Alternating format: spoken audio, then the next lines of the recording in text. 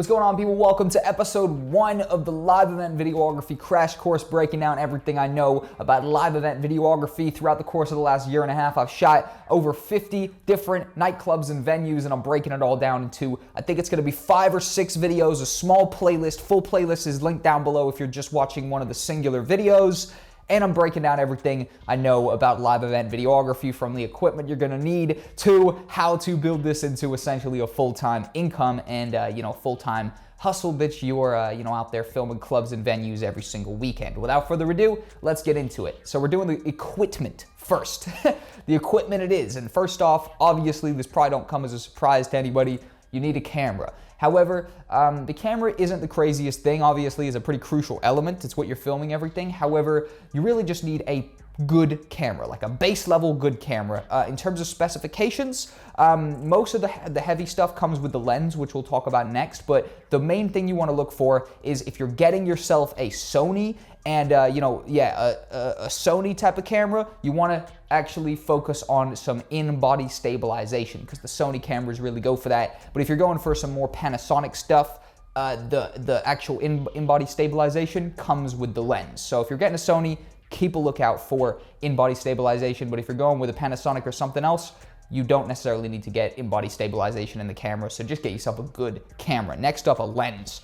The lens, specification-wise, if you are getting a Panasonic, you want to get some in-body stabilization inside of that lens. And also, you want the aperture to be as low as possible. The aperture is how much light is let in. So for example, you ideally want to be getting an f-stop of f1.8 or below, ideally f1.4. That essentially just means, in the really dark club or the dark venue, you're going to be letting a bunch of light into your lens, so you'll be able to see more, and it won't be quite as dark and grainy. Whereas, for example, if you get yourself a lens which is f-stop 3.5 or something, that's going to let in double less light. So the f1.8 is going to let in double the amount of light as the f3.5, which means you're going to have a much darker image on the f3.5. So by all means, look for a lens with very low aperture, which is the f-stop, basically the thing that says f1.8 or something like that, right? You want to go as low as possible. But if you do get yourself a lens which is not the lowest aperture, or even if you do and you just want a better light source to be lighting things up further, you might want to look into getting an LED light. Now, I don't shoot clubs with an LED light anymore because I've upgraded my equipment, but when I first started shooting, I was shooting with a, not the best camera in the world, the Canon 600D, with a kit lens to begin with, right? So that was f3.5, and I'd have to definitely bring an LED light, which is super cheap, 20 pounds, something like that, 20 bucks. By the way, all the equipment I talk about in this video, I'm gonna leave links to in the description down below to be easy. But essentially, you do need a LED light if your f-stop is a little bit high. And maybe if it's a little bit, if it's on the lower side as well, and you just want to be very efficient with your subject being very nice and lit up, you might want to get yourself a LED light. Very, very cheap, honestly, super cheap. Next up, tripod, Steadicam, or gimbal.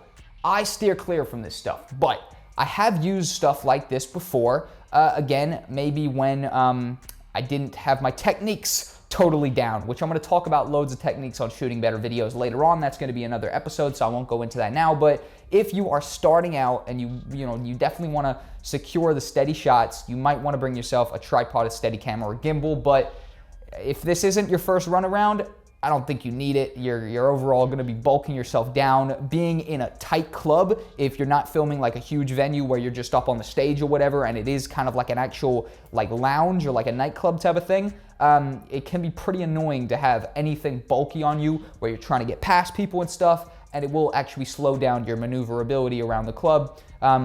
Even though that sounds fucking stupid, to be honest, but because you're not running around the club loads. But trust me, it is annoying to have just something big bulky on you that, I've been shooting some clubs up in London before where they're all kind of little basement type of situations, and it's a pain to be trying to get past people with a Steadicam, poking people. Overall, I probably wouldn't suggest that, but I'm going to put it on the list because I've used it before, and it definitely helped me when I was at a lower kind of stage in my live event videography kind of career.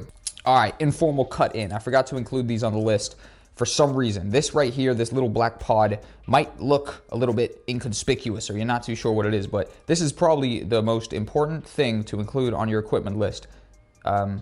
Maybe even more important than a camera, depending on what sort of music you guys are actually filming. Obviously, I shoot a lot of music that I enjoy, but the majority of the clubs that I shoot are, dance nights, and I'm not the biggest fan of drum and bass and stuff like that. So I got myself some earpods, some earbuds, and even if you do enjoy the music, you know what I mean, because you can still hear it, but just being that close to massive speakers, the frequencies are really fucked up for your ears. So you might want to get these. I'll link these down below again, very cheap, and they attach to your keys. So earphones or earpods are very important as well. But again, you might like shitloads of bass in your ears, smashing your eardrums. So that's up to you. But yeah, I would suggest these little earbuds. But SD cards is next up. And in fact, obviously this is, it's obvious one, you need an SD card or else you can't capture any video. But if you want to be shooting, slow motion and really 4K, these high video codec files, you probably want to get yourself some really fast memory cards. So not like the shitty little blue ones. I'm talking about the nice extreme ones with the 95 plus megabyte write speed. Depending on the camera you have, you might be able to record on any memory card, but for me at least, I know with my Sony a6300, I can't record 4K without a really fast memory card. So you might want to get these extremely fast memory cards, which they're going to be a little bit more expensive, but at the end of the day, you literally can't record the best file types on a crappy memory card. So you need an SD card, right? Finally, or not even finally, next up, hard drive space. Hard drive space, depending on how sentimental you are with the footage, you might not need loads of it, but I would advise you to get yourself an external hard drive. Or it doesn't even have to be external. I've got an internal hard drive, which is a terabyte, where after I finish a shoot, I just throw all of the raw footage onto that kind of hard drive and save it. Because, you might not have a use for it now, but in a year, you might remember back to the footage and you might want it and you might want to use it for something, or in 5 years, you might want it. And, I'm literally thinking that far ahead when I'm saving all this footage for a rainy day, essentially. And, obviously you can use bits of it for, maybe other projects where it might tie in or whatever. Overall, it's a pretty good idea to keep that footage, with you. And overall, finally, professional editing software. To conclude, you want some professional editing software. Live event videography, in the majority of the cases, you're going to be going to the club, filming it, and then editing the video.